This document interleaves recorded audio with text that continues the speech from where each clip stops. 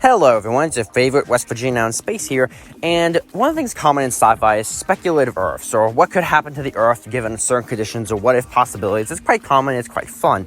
And of course, Stellaris, which is filled with all different ideas from sci-fi, of course has Earth and several variations of Earth, especially because it's probably one of the most played systems out there.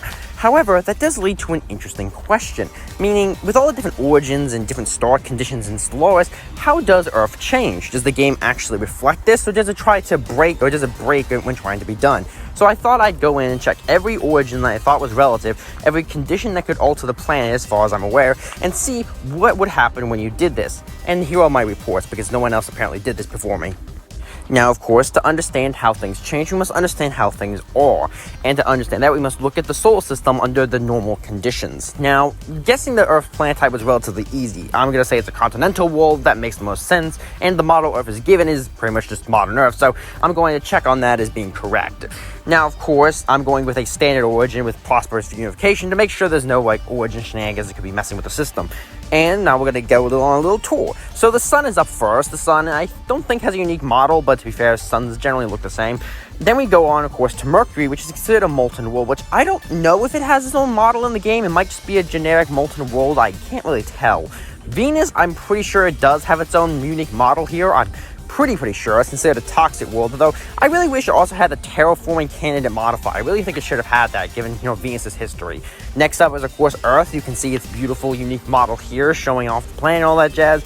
And of course, it has Luna orbiting it, which is named the Luna, not Moon, in this, which makes sense, honestly. I don't think Luna has its own unique model either, it doesn't seem, and that's kind of disappointing. Also, I know it makes no sense for it to have the terraforming candidate modifier, but I really wish it did. Anyway, next up is Mars, which has its own unique model and is considered a barren world, but does have the terraforming candidate modifier, which for obvious reasons. Next up is, of course, Jupiter, and it has several of its moons and its own unique model. It's considered a gas giant in the game, plot twist. Saturn is a very similar deal. It has its own unique model and its own little moons. It's considered a gas giant planet. Uranus is the same. They even got kind of how it's tilted off, it seems. That's very good. Neptune, another gas giant sitting out there. And also, I really like its model, too. It's very nice. Gas giant, the same. My only real disappointment, though, comes with Pluto, which is represented as one of the many asteroids in the Oort cloud. But, dude, even if you're not going to consider it a planet, which is... Dude, we're dealing with a hyper sci-fi game like Stellaris. I don't care what some board of directors say about what is or isn't a planet. Pluto should be a planet in this game, for crying out loud. But also, it's like, it doesn't even have a unique model. You couldn't even give it like a miniature barren world model. Like, really? Was that too much to ask? It's just a lumpy asteroid. It doesn't even look right. Anyway, overall, with the exception of Pluto and the moon a little bit, overall they did a really good job representing the solar system in the game for basics that's standard humans. But then we have to now get into the variations. My next stage of experimentation and to see what happened was to then take the solar system start position, keep the generic origin. However, instead of changing the origins around, you mess with the planet types, because Earth is generally considered a continental planet, but there are other planet types in the game, so how does the Earth model react to this? Spoiler warning ahead of time, the rest of the solar system stays the same in each and every single planet origin, which makes sense, but I just thought I should say that right out the gate. The first one up is the ocean Earth, which actually looks pretty good, all things considered. It's very much a Earth if there was way more water. It's kind of partially flooded, and overall looks pretty good. Next, of course, it has its own unique model. Tropical Earth is next. It once again has its own unique model, and though the landmass hasn't changed much, the fact that most, if not all, the planet's covered in a dense forest is a very nice visual. At least I think it's kind of nice if you're playing on that kind of Earth. Next up is the desert Earth, which it actually looks pretty good. I mean, I don't know, you couldn't really expect much from a desert Earth model, but I think they did a pretty good job having the deepest parts of the ocean, the only part where water is obviously there. Next one is the arid Earth, which just kind of looks like the desert Earth, but less striking in my opinion. It also has its own unique model. The Savannah Earth is ultimately probably the most generic in my opinion. It's hard for me to make out the continents on this one. They probably could have done something different with that in my opinion, but it is a unique model, so that's pretty cool. Next one is the Tundra Earth. I like the Tundra Earth. I like the Tundra Earth. It's very nice in my opinion. The Alpine Earth is either really cool or really bad. I can't really tell. It's hard for me to get a good visual on it, but I kind of like it. And last but not least is the Arctic Earth, which very much looks like you're kind of frozen Earth. There's more land exposed, a lot of ice, and ultimately I actually do like this one. Based on my observations, we can all tell that when you change the planet type, Earth's model does change with each and every one. So that's actually a really nice detail, especially how much players are going to play on Earth. But then we have to ask, what happens when you change the origins? Now, how I did this last bit of experimentation was to basically take the generic Earth, like generic precipitation, continental Earth, and then only change the origins of things that had to be done in order to do this. So we're not having other factors potentially mess with how this would work. Basically changing origins around. I did it with every origin I think would have changed the model of Earth.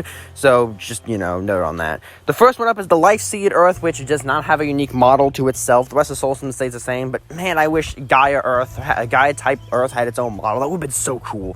Next one is the Post-Apocalyptic Earth, which once again does not have its own unique model, which once again, I feel there are going to be a lot of people who play with that, so I don't know why it isn't in the game, really. The next one is the Remnant Earth, which once again does not have its own unique model, as to be expected at this point. The Shadowed Ring Earth just does not work within the solar system, which is a little sad, but somewhat understandable, honestly. The Void Dweller Earth is the first time where it does actually do something, where you have several stations orbiting above certain, the planets used to be. Earth is cracked, and so is Mars for some reason. And ultimately, it's actually kind of nice, honestly. I can't really complain. The next one up is the Scion Earth, which just has a portal, in the background to link into the Scion Empire. So, okay, that makes sense. Next one is the Galactic Doorstep, which once again just has a Galactic Doorstep storing in the system. Nothing else changes outside of that. The next one is the Resource Consolidation Earth, the machine like Super Earth kind of planet thing. And interestingly enough, it does have the planet itself is generic, like robot planet basically. However, the rest of the planets are all cracked, which is kind of an interesting detail. I'm not sure how you crack Jupiter though. But ultimately, that was kind of nice. Next one was the Here Be Dragons Earth. It just adds a giant dragon in the solar system. That doesn't break anything, but it does, everything else is the same. Next one is the Ocean Paradise Earth, which is just basically a big ocean Earth. It doesn't even have a unique model anymore. A bit disappointing, but what I would expect. Knights of the Toxic God works just as well as you'd expect. It has a Toxic God station. Everything works okay. Payback Earth, it also works just fine. Nothing unique, but it ultimately all works, like I said. And the last is the Fear of the Dark Earth, which is by far the most interesting. The cracked, destroyed planet that missed where the Earth was supposed to be is in fact Venus this time. Venus got shot instead of Earth. And here's the weird part, is that Mars becomes the planet where the splinter a bit of humanity starts. Now that makes sense, although it does state that that planet was terraformed.